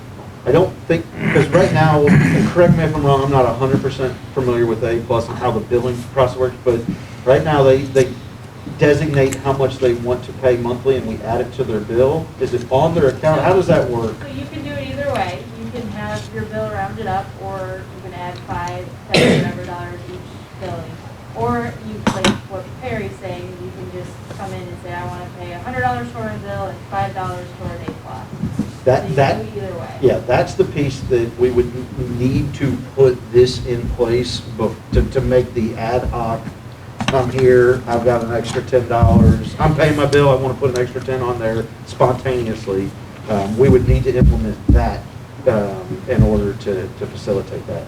So, and I would just say, once we make sure that this is going really good and everything, I certainly would like to see that feature. Because again, I'm about helping community members that are struggling or whatever, and that's one way that we do that is through the A+ program that is managed through FROM. Yeah. Yes, and it's something that we were very, very excited about when we saw, because didn't know it wasn't a possibility with our previous portal vendor. They didn't have any way to accommodate that, so it was something that we were really attracted to, and would be an enhancement over the previous portal versus this portal. So. And again, if it's that easy, if it was that easy, a couple clicks, I can see that amount that we contribute to the A+ to FROM I would think that it would drastically increase. I would agree. Cybersecurity training, we're moving forward. Just going to keep reminding everybody about that, so nobody's caught off guard when we say, hey, guess what? Now you are part of it as board members. So just reminding of that. That's moving forward great. Staffing, I want to provide a brief update. We had a job posting for a utility ground worker. It's an entry level type position. We closed that out on January 7th, and we got some pretty good applicants. I think Ryan's pretty excited about what came through. So to give the board a little bit more of a background on our plan, we put the job posting out for one position.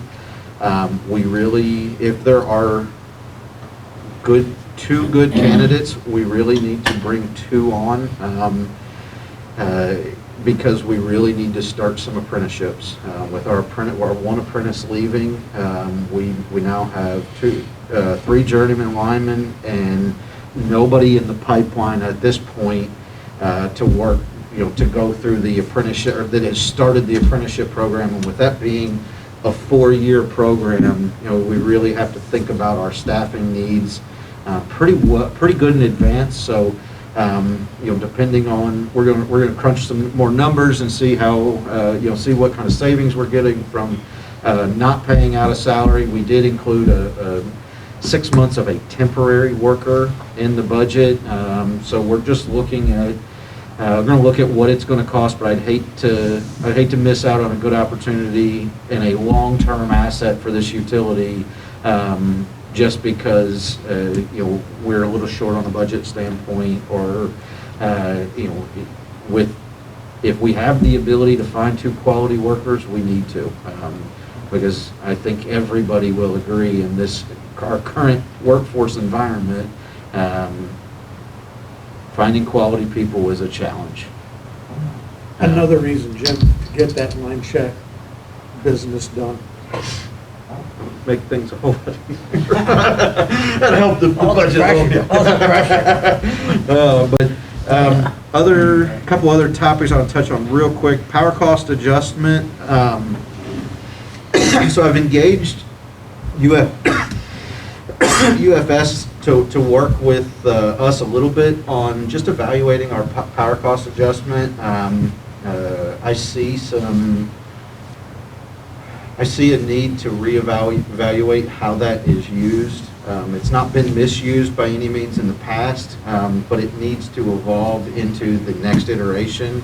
So to give just a little background, I don't have time frames, but previous to Steve even, that PCA wasn't necessarily, we under-collected over years. That piece, I guess I'll start back. The power cost adjuster is there to make sure that we ride through as a utility fluctuations in prices. We establish a baseline anticipated price for power that we're going to pay, and we base our budget and our financial projections off of the margin on that. Well, as that fluctuates up and down, our revenue requirements adjust, or our revenue requirements, our revenue collection changes, or our margin changes, and that just kind of follows suit. So if power costs go way down, our customers get the benefit. If power costs go way up, we're not financially burdened. So it's a really good tool to ride through market changes. So historically, there was an under-collection. Ultimately, that under-collection resulted in an under-investment into our system. When Steve took over, he took a concerted effort, a concentrated effort to correct that, reinvest in the system. Well, we've now gotten to the point where we need to focus more on a much tighter time frame with the power cost, and should really look at what's the time horizon for either collecting or rebating back customers, and make sure that we again focus on aligning the cost to serve a customer with the revenue, and making sure that a customer today is not paying for a benefit in the future, or a customer today is not getting a break and then or a discount, and then we have to tax somebody else in the future. So bringing in alignment of our costs and how we collect our revenue through the PCA is important, and something that, like I said, just briefly had a conversation with Mark at UFS a couple months ago, and kind of gave him my thoughts on it. And he said, yeah, let's look at it. And so we've kind of started tackling that issue, and I'll provide more details in the future, but I'm looking for more of a process instead of a set rate, an equation to determine it, instead of and more frequent changes to keep pace with monthly market changes and to smooth things out. But more to come on that. Nothing really to report here, except for just to provide the update that we are going to be looking at it. And then the last topic that I believe I have to touch on is, I'll get into it. I'll get into average residential usage here in a minute, but governance training, or governance seminar through APPA. I've sent out some information to everybody. We've identified February 1 as a date, and I also sent out an email and asked everybody if there's any topics you would like to hear covered, any specific focal points, any questions you'd like answered. If you have any direction, this is our training, this is our seminar. I've met with the instructor, and he's very versed in the topic and could spend days doing it. So if there are pieces that we can, that you would see more benefit in focusing on, please share them with me and I'll get them to our instructor. But we are actively in the planning stages now, so the sooner the better as far as any feedback on training. I see the city managers invited us as well. I know you invited me personally, but apparently he's talked to other I invited members and other department heads to possibly attend as well. Yes, I talked to Mike and asked him how he'd like to, and talked to Barry here. And I told Charlie I think it'd be great for council members to, if they can attend or attend part of it, that then kind of gives them an idea of what, as a board members, what we do and how involved we are.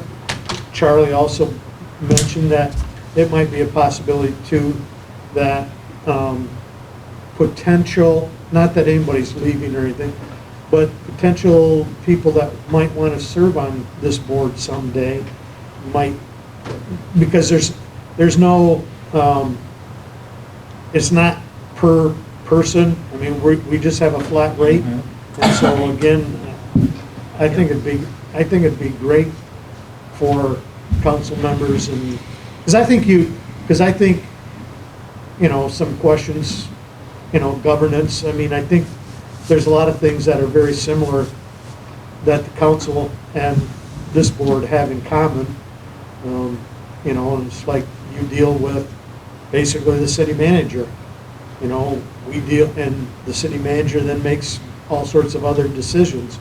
We deal with, our key responsibility is policy, but is Charlie, the general manager, and then, and so, that's, I think it would be great. Yeah, I'm going to attend. I already put it in my calendar and my work, so I will definitely be there. But it can be a challenge. It's a fairly condensed time frame between. It's tough to, it's one of the things is, it's a tough process to plan and to get the details finalized to the point where you say, here's the date, let's go.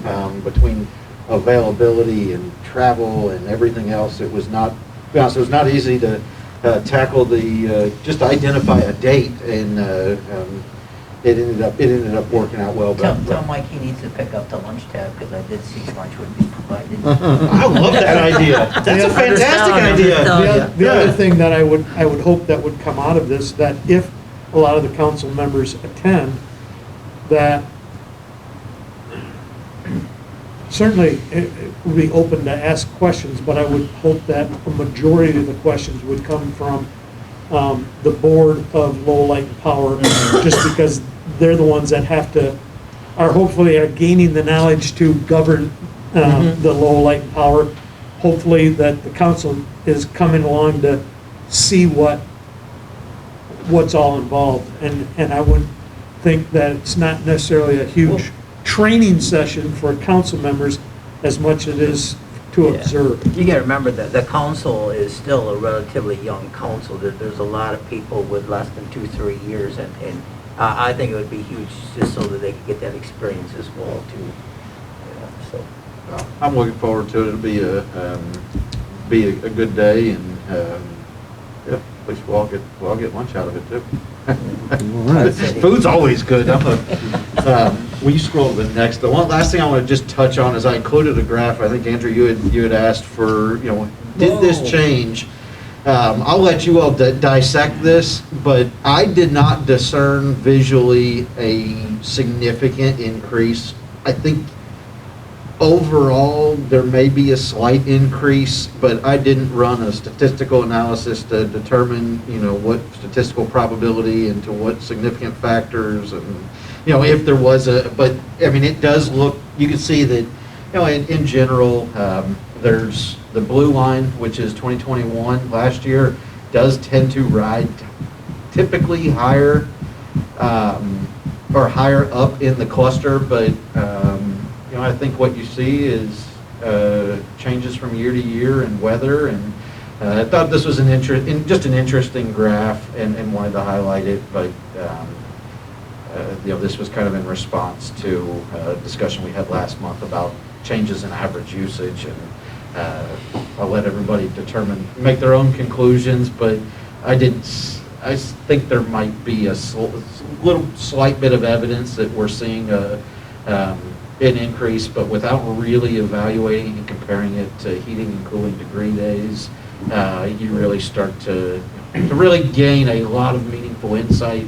It involves a very detailed analysis, or a more detailed analysis that ultimately probably wouldn't result in an actionable item. So it's really just to take from it what you like, but I found it very interesting, and I've spent a lot of time looking at this graph, just because it tells you a lot of trends, and you notice like the July that stands out, you notice some shifts to this past year, you notice the shift to August,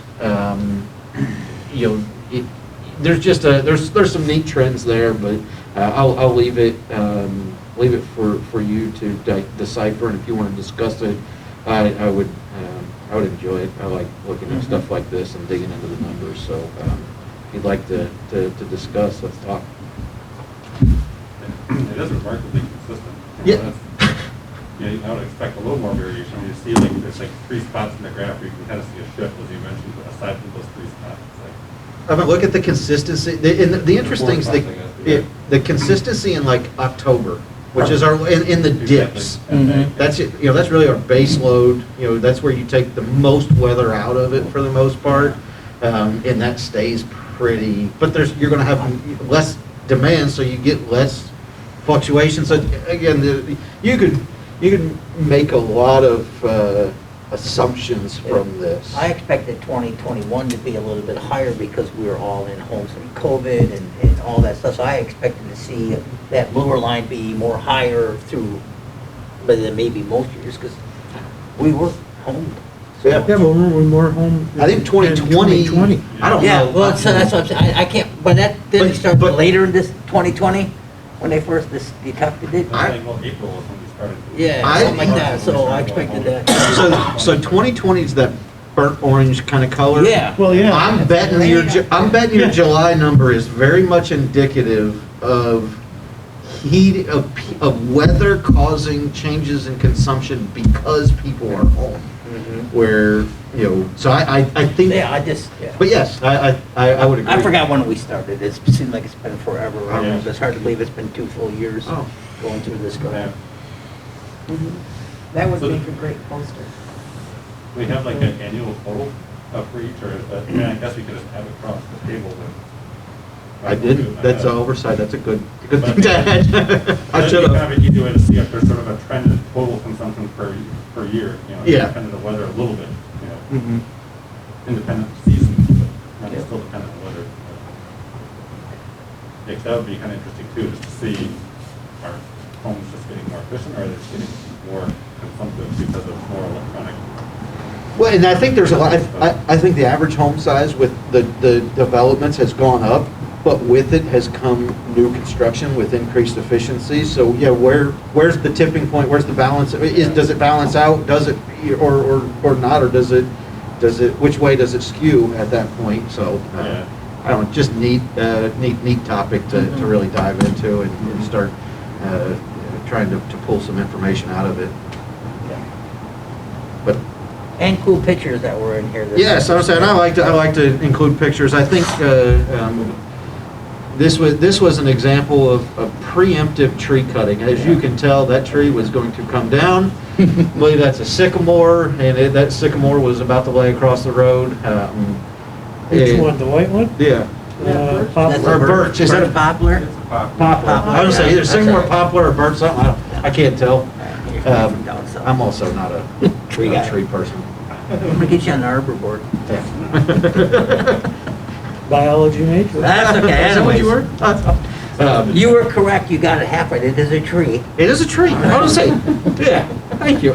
No, I was talking about that pole in the middle. Oh, That pole is a tree, right? That pole's ready to come down because of the tree. But like I said, Ryan got some cool pictures. I really I like just including some pictures in the board. It gives, or the board pack, it gives you an idea of some of the work that was done.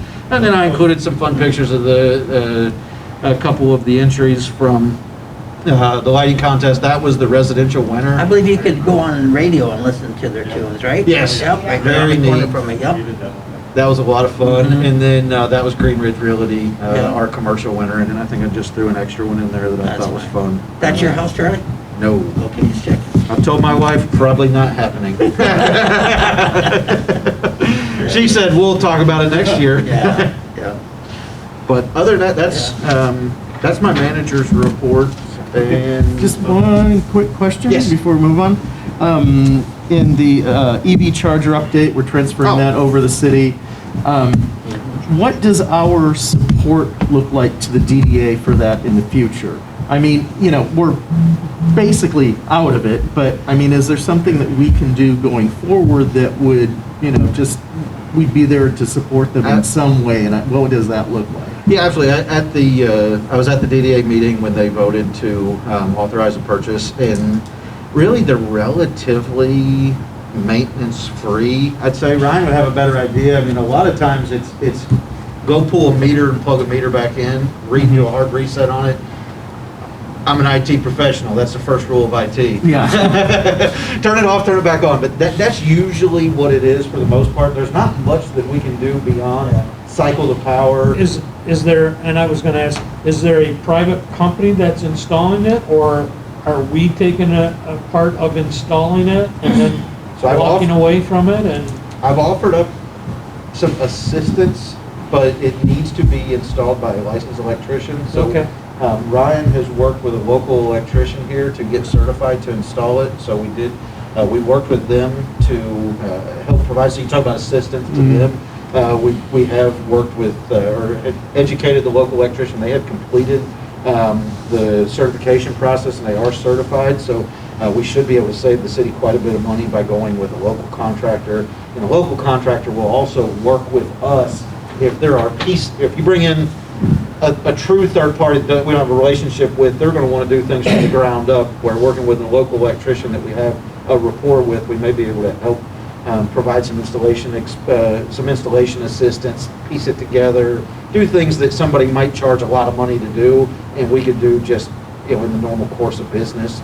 But from an ongoing standpoint, we will be here. I'll work with the city manager, Mike, about what can we do. I'll help him in terms of getting familiar with the dashboard, but a lot of it's really just sitting on a computer and just being familiar with the ChargePoint dashboard, because once it gets to actual troubleshooting, if it gets beyond turn it off and turn it back on, we don't need to be touching it anyways. Right. It really needs to be from a ChargePoint certified technician, but I don't necessarily know if in a year or so I've been here, we've not had a whole lot of doings, and they're close to end of life. I mean, they're causing more problems now than they've ever caused, and they're still not necessarily overly burdensome in terms of problems, but once it gets past turn it off, turn it back on, we're sorry. All right, another quick question. In terms of the time of use thing, how would you feel about doing a press release on the highlighting Yes. and put that out into the industry newswire? Yes, that's what we're going to plan to do that. That's been the one piece of marketing that I've thought about is I'm a big fan of issuing press releases. I think we've issued a couple since I've been here. I like doing that. It's free advertisement, really. it's not an ad, but And once it really- happens, then we can highlight that to our customers, Yes. maybe even put a leaflet into the, Yeah, I get what you're, I'm You know. sorry, yes, I will work, you're talking about like an MMA Currents or something like, Yeah, yes. right. Yes, Yes. work with them, and I also plan on issuing a press release directly to the local media outlets too, and just issue one to the Lowell Ledger, Lowell's First Look, and start to get it out that it's available and kind of talk about it as it's rolling out and make a deal of the rollout itself. Yeah, but I was like, referring mainly to Yeah. like, just the general industry, just, maybe we'll get picked up and featured in, some national publication or something. I That think would be there's neat. probably a pretty good chance because Zealand recently made the APPA daily or whatever it was with their deployment of an AMI system. And we should have thought about that 6 years ago when we did it. But no, it's good. It's good to highlight, and it was good for them to highlight. So yeah, I think there's probably a pretty good opportunity to promote it at a larger scale, especially as a relatively small utility taking a progressive approach to rates. It's typically something that you see from your bigger utilities. So I think not only is it a good thing to try and do, I think it's worthwhile from the other side of things. Obviously, it's worthwhile from us, but I think it could be meaningful for other utilities reading into it. So, yes, I like it, thank you. Mhm. Okay, schedule of meetings. Our next meeting is February 10th. Board comments. Jim? I'm not sure this will be my last meeting. Next Tuesday, we'll be discussing appointments on all the boards throughout the city. One small issue I do have is I'm retiring sometime this coming year, and it affects my Thursday nights, what we're going to be doing, and my Wednesday nights. So there'd be maybe 3 dates during the summer that I could not attend the meetings, and if I can find a representative from the city to come and fill in for me, that would be great, and I would stay on the board, but we'll find out more, but I'm willing to stay, but we'll have to just see how it goes as well, too. And, excited about the direction you guys are going in, so. Thank you. So, yep, that's it. Craig? Thank you to our dedicated staff for keeping things rolling and getting this web switch over, going, and a lot of good things happening. So keep up the good work, guys and gals. Andrew? So I watched that video of the Lansing. Oh, yes. Train, and I was kind of disappointed they didn't show a little logo of Light Power with along with Sturgis and Niles who got featured. But Oh, then there's another article where our guys are highlighted. Oh, okay. They're in the bucket, like you see our guys in the bucket truck, and I don't know if you ever see our logo in it, but there's one news story that we do make a pretty prominent appearance. Okay, cool. They had that little video on the Currents thing, and they showed the side of the 2 trucks. And it's like, and I was waiting for Lowell to up here, and then they started to something else. Like, oh.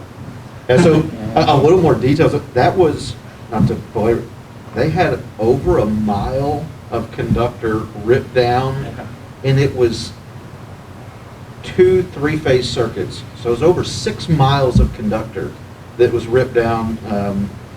Got a very complimentary call from the general manager at Lansing to compliment us and thank us, but got a few more of the details there, and it's a very costly fix. They had over 100 boots on the ground working in that 1 mile stretch, and that's all our guys did is they went there and worked on that 1 mile stretch. Wow. What So- caused the damage? Trees, storms, Strain. Storm? So the wind Well, the actually wind, yeah. broke the top of a couple poles, and then that allowed the wire of the circuits to hang low enough the train could get a hold of it, and then it went through, and then it grabbed the wire, and then it yanked all the rest of the poles down. Oh, you just see trees whipping and signals flying. And So- They showed so the in whole that- back of the train taking out other stuff. Wow. Was it a general call for help, or did they actually call Lowell and say, can you help us? Oh, they called through the mutual aid coordinator. Okay. Yeah, so you know, Steve Brunsma from Holland is one of the coordinators, and he reached out to several different other, you know, because he got the call, so that's not directly to us, but Right. to the mutual aid contact. Okay. Yeah, it's really interesting to read that article and just kind of cool. I guess some of our guys got to be part of the fix for that. That's a very strange scenario. I think the article described it as the biggest car outage they've seen aside from the windstorm recently, or a few years ago or something. Which, like, how do you think that could be your biggest outage? Is it a train that drags through 40 poles, Wow. or 30 poles, or whatever it was? But yeah, it's a good reason to have a disaster plan, right? 'Cause you don't know what kind of disaster you're going to get, but if you've got a plan, you can deal with it better. Yeah, they were fortunate to have material in stock. Yeah. The mutual aid network that has been established here in Michigan, as somebody coming from outside of Michigan, here, I am very impressed with the efficiency of it. It works well. The municipal utilities in Michigan do a great job of supporting each other, and I don't know if it's the difference in, I was coming from an area that it was just public, it was just munis and co-ops, and there were no investor owns, and if that changed things, but the mutual aid network that we have here is a tremendous asset to our community and to all municipal communities in Michigan. Very cool. And I just wanted to add, I do appreciate the pictures that we keep getting. Too bad we didn't have any of the transformer, I guess, but. That's But yeah, one of the- just to see like the big, aspen or whatever that was, hanging over the line and kind of think, how did you cut that down without dropping stuff on the line? They do Very it. carefully, We I had guess. the trucks there to make it go the way that we wanted it to Want to go. go forward, yeah. You have to power down the line when you do that, or? No. Just, then you're just careful enough to make sure it falls away? Yep. Cool. We've done it a lot of times. Maybe you had to shut it down for everything, we'd have a lot more outage. Thanks for excusing me last month. Sorry I couldn't make it. I hope to see the time of use contracts get up and open. Obviously, you could get it at the beginning of the summer when we get the on-peak, off-peak, and super off-peak, kind of to show the drastic. I think that'll help people opt in, convert to it would be great. Yeah, and congrats on the new portal, and I'm looking forward to some training in it and getting in there and seeing if I can't screw it up. Good job. That's our challenge, that's my challenge? I mean, I don't I'm click on sure I buttons. I don't can. know. I wanna see you crash it. They send all, they knew that Perry was never going to use any of it, wasn't going to use it, so I get some of Perry's emails as a test. Through the testing, we knew that Perry's digital account was safe to use for experimentation. And I worked for a software company for several years, but I was always the one, I always got it to fail, because, the normal person wouldn't push this key, then this key, and then this key, but I would, and it would crash. Was that back in the floppy days? No, yeah, probably. He found control of the lead by It's on the accident. old DOS Well, program. DOS version, yeah. Yeah, the DOS program. Tina, I just got a couple things. The apprenticeship program, that was talked about a few years ago. Ryan mentioned it, and I jumped right on it and said, it's super cool. Let's talk about this for the expo. Let's bring these jobs to Lowell. And kudos for this apprenticeship program, because it's not another job in Lowell. This is a career that somebody is going to have a skill for the rest of their life. And this is a huge opportunity. Back when I was a kid, GM was an opportunity. They didn't teach you a skill. Right here, this is something you could carry with you nationwide. I super appreciate that. Megan, I wish my mother was alive to see the opportunities for the payments, because back in the day, there was a gentleman called Norm Ferguson who's on his board. And my mom rallied every time she could and said, Norm, why can't I have an easier way to pay my bill? Because my mom was a very busy woman, and she had to, late at night, put her stupid envelope into that stupid mailbox. And it just angered her that, you know, why can't I have this on automatic? My mom was ahead of the time. As soon as she could get a Commodore 64 in 806 Lafayette in her house, she had it. She had to be on it. She didn't live to see this, and I'm pretty proud that I get to see that this is really going to be seamless and very easy, and I appreciate that. As far as Casey's concerned, I'm still going to go darken your doorstep over there at the building, because I keep telling them, I want to come over and I want to see what it looks like. I want to walk through it, because there's been a lot of movement, and I appreciate you taking all that craziness that's in that building and making it right, to be honest with you. And I know that's not completely done yet, but you've done huge amounts of work, and I appreciate that. So with that said, the A+ program, please people, look at doing that. And I appreciate you three for being here at 8:10 at night for the stinking meeting. Well, this could be a record, I mean, almost. Well, Shorty. well, we With that, I'm got out. one to go. One to go. That's very quick. Could I just have one? Sure. Mention, because this kind of goes from the last meeting. I just wanted to thank staff for the tour of the facility after the meeting last time. You mentioned that about trying to. Did that ever get on YouTube or anything? It didn't, we can talk about it offline. Oh, okay. Okay, all right. And I just appreciate that they're also answering all the questions they were asking, you know. I remember Perry's question about, you know, is that a fire detector? No, it's Wi-Fi, you know. But I know I asked a ton of questions of, I forget who the guy was that was here, the name I'm drawing a blank. When he take me through the area that, he's showing me all the different fires and so on. Yeah, Zach. Zach, Yes. Zach I think Walker. it's Zeke, and I knew that wasn't it. And it was actually his work anniversary.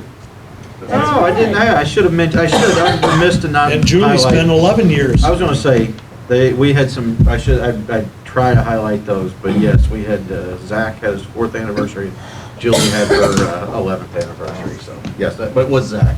Right, yeah, but I definitely appreciated the tour to the facility and just asking all the questions and seeing all the different day-to-day stuff you have to do is really, I just enjoy seeing that, and it's really informative and helps us get perspective. And I think we talked about touch on that. I think at some point we're planning a community day for the community to actually see the facility, you know, because it's impressive. Anything else? No, I just wanted to add that one Yep. thing I forgot. I want to thank everybody for attending tonight, and I know it was difficult because we couldn't, currently it's hard to get self-tests, and fortunately we had some extras and a lot of us getting self-tested before today, and I think that's important. And again, I want to thank everybody for doing that, for, you know, and these N95, KN95, yeah, they're a lot different than the surgical mask. Yeah, those are there. But, and the other is security-wise. I just want to, until we get our training and everything, just be very careful with your iPads and everything, because and I'm sure every one of us get not on this, but telephone calls and scams and everything else, and so I'm just going to say, you know, be very vigilant of what you're opening up and what you're doing on your iPad, because we are tied into our system. And so, and with that, I would entertain a motion to adjourn. I'd like to motion to adjourn at Support. 8:14. It's been moved and supported. Any further discussion? Hearing none, all those in favor signify by saying aye. Aye. Opposed? Motion carried. Thank you, everybody. Thank you. I can't tell you how many times